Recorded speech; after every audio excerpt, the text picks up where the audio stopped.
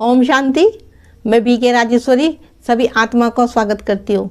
जिस भी बहन भाई को आत्मा का पाठ पक्का नहीं हो रहा हो तो वह ये प्रैक्टिस करे, तो वो आज से 21 दिन तक मैं आत्मा हूँ ये बोले।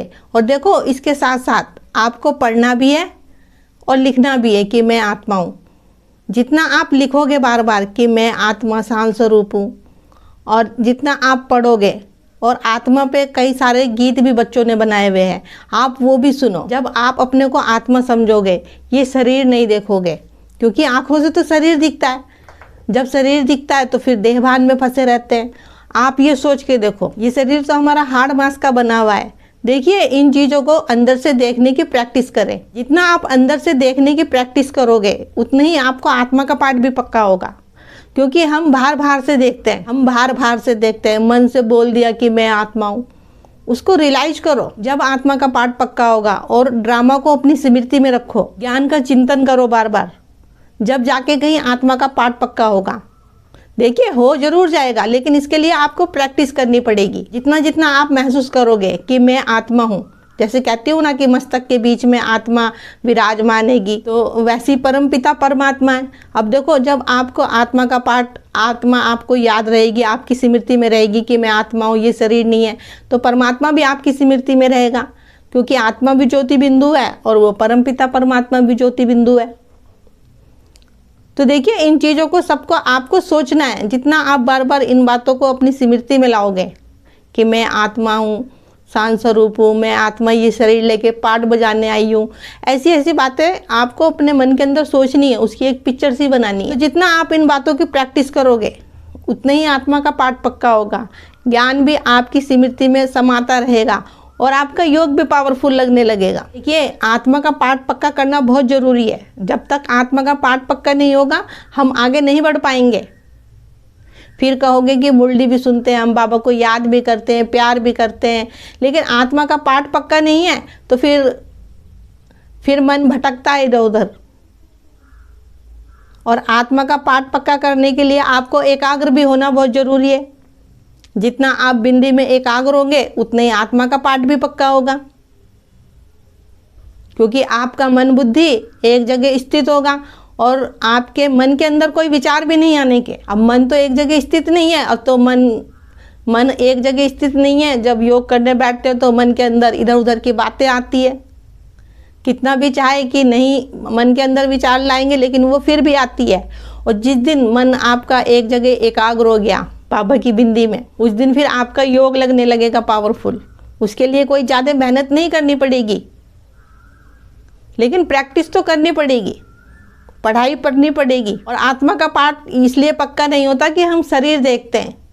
इसलिए कहते हो कि अंदर से देखना शुरू करो, तीसरे नेत्र से देखा करो सबको। क्योंकि आंखों से तो सब देखते हैं, लेकिन अंदर से देखना शुरू करो। क्योंकि बाबा ने तो हमें तीसरा नेत्र दिया है, उस तीसरे नेत्र से देखो। और उससे कैसे देखोगे? जब अपने को आत्मा समझोगे। शरीर का देहभान हमारे अंदर से जब ही टूटेगा जब हम आत्मा का पाठ पक्का करेंगे। नहीं तो यह बुद्धि हमारी देहभान में ही फंसी रहेगी, व्यर्थ की चीज़ों में फंसी रहेगी, व्यर्थ की वस्तुओं में फंसी रहेगी। और जब इन चीज़ों में हमारा मन फंसा रहेगा तो कैसे हम आत्मा का पाठ पक्का करेंगे? देखिए, सबको आत्मा देखने का पाठ पक्का करो, क्योंकि सब शरीर दिखता है, सबका शरीर दिखता है, और सब आत्माओं ने शरीर ले रखा है, और सब अपना अपना पाठ बजा रही हैं। कोई माँ है, कोई बाप है, भाई है, बेटा है, सब यही रिश्ते नाते हैं, आप सबको पता है। लेकिन है तो सब आत्मा है। उस परमपिता परमात्मा ने सृष्टि रच रखी है, और हम सब आत्मा ये शरीर लेके पाठ बजाने आ रखी है अपने अपने हिसाब किताब के अनुसार। तो ये छोटी छोटी सी बातें अपनी स्मृति में रखा करो, इसका बार बार चिंतन करा करो, मनन करा करो इसका। तो बाहर की बातों से आप मुक्त हो जाओगे, व्यर्थ की बातों से आप मुक्त हो जाओगे। और ये भी नहीं कि आपको एक दिन करना है, इन बातों का आप हर घड़ी अपने मन के अंदर चिंतन करा करो, सोचा करो, रियलाइज करा करो बार बार।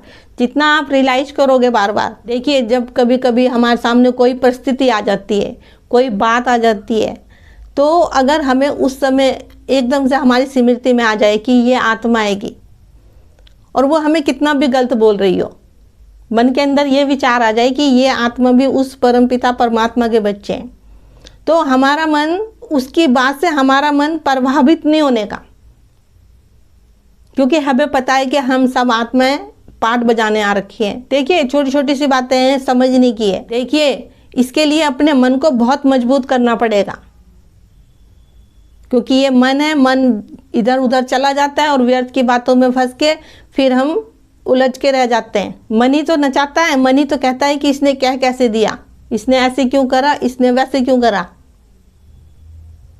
लेकिन जब आत्मा का पाठ पक्का रहेगा तो फिर सब कुछ सरल हो जाएगा।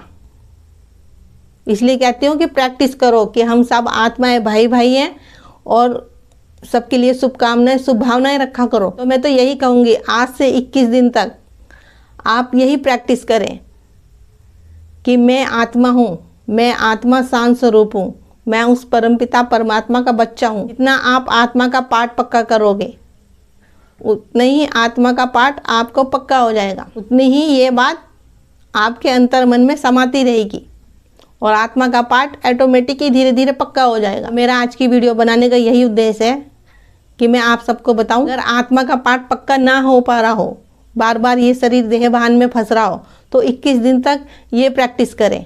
तो ठीक है, फिर चलती हूँ, कल फिर मिलूंगी कोई नई वीडियो के साथ। जब तक के लिए ओम शांति, ओम शांति।